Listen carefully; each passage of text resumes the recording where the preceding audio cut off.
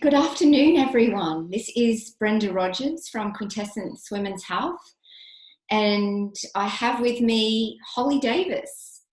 And if you don't know me, I have a women's health coaching practice. I'm a naturopath, amongst other things. Nutrition is one of my passions. And I'm collaborating for this event coming up in May, 5th of May, with Holly Davis, who is a whole food chef. Hello, Holly. Hello, how do you do? And we're going to be doing a webinar meeting online event to chat about the beautiful topic of food. But first, Holly, let me ask you to give us a brief introduction on who you are. Hi, I'm Holly Davis, born in England. I've been living in Australia since 1982, so here longer than I was there now. And my entire life has really been about food and cooking and nourishing people.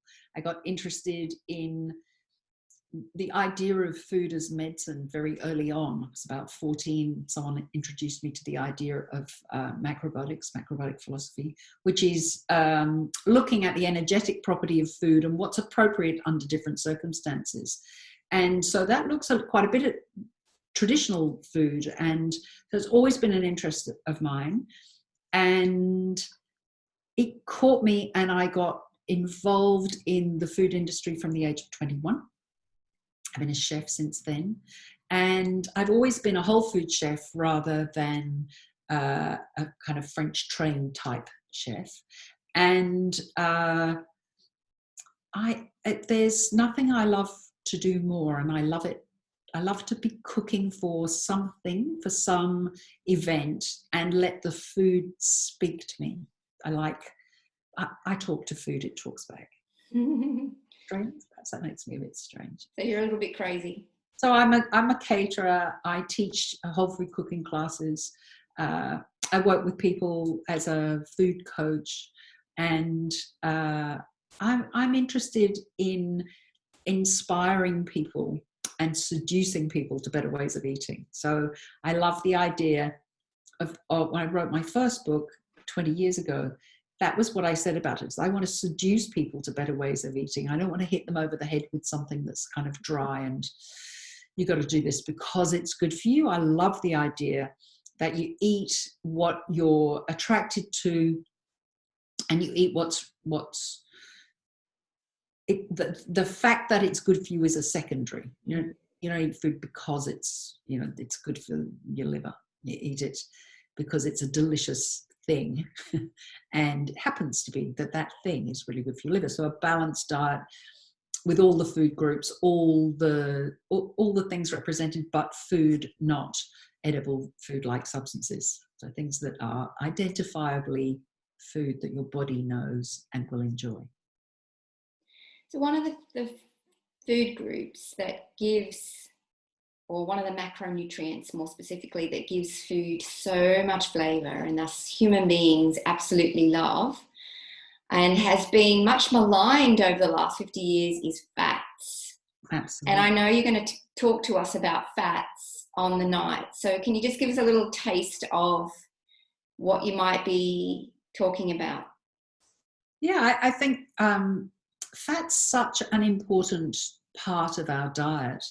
And if I say I'm going to talk about good fats, and we were able to sort of ask people what that means to them, it would mean different things to some people would say avocado is a good fat, and other people would say that lard is a good fat, which is pork fat.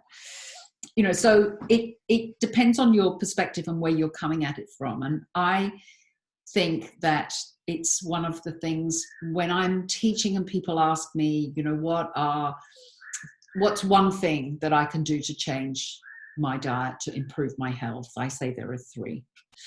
Change the salt that you use good quality ingredients, and look at the fats that you're eating. And the fats that we choose and then what we do with them will determine our overall well-being. I think they make the most incredible difference to our health. So you need to be looking at what's the type of fat? So fats come in several categories. What type of fat is it? Where has it been gathered from? What's it actually got on offer for you? And how much has it been messed with? Again, as a whole food, I'm looking for fats as close to their natural form as possible. So when we think about animal fat, it's very easy to see, to determine what it is. When you're looking at any kind of animal product, you can see where the fat is and what it is. And that can be utilized in many different ways. When you think about an olive and you imagine how you're going to get oil out of an olive, you can kind of still imagine that if you apply enough pressure to the olive, you will be able to extract some of its oils. But if you think about something like a grapeseed or rice bran, you have to ask yourself, what will I have to do to that to get the fat from it? And the answer is you'd have to heat it, use solvents, do all sorts of things to extract the fat from it. And fats are all damaged by heat, light, and oxygen. So as soon as you heat fat above its smoking point, it becomes highly deleterious to your health.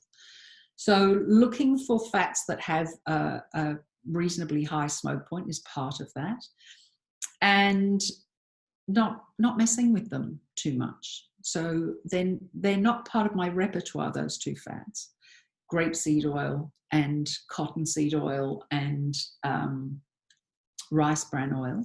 They're not fats that I would choose to use. I actually have a bottle of rice bran oil at the moment, and I found the most fantastic use for it.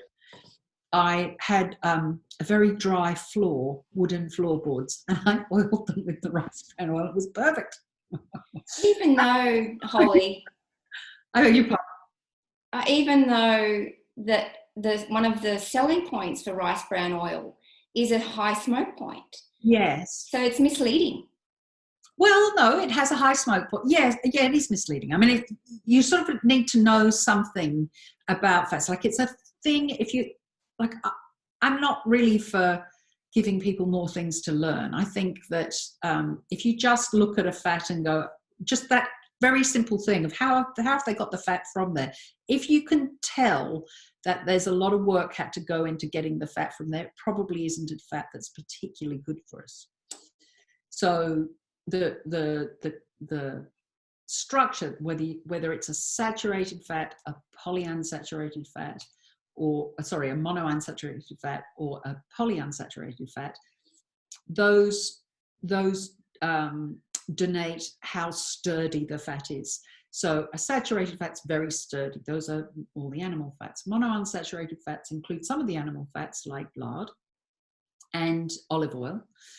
And the polyunsaturates are all the vegetables and nut and seed oils. And it doesn't mean that you can't use them if you can get them cold extracted, so cold pressed and fresh. So the thing that matters, and I'll talk a bit about, is how fresh are the fats that you're using.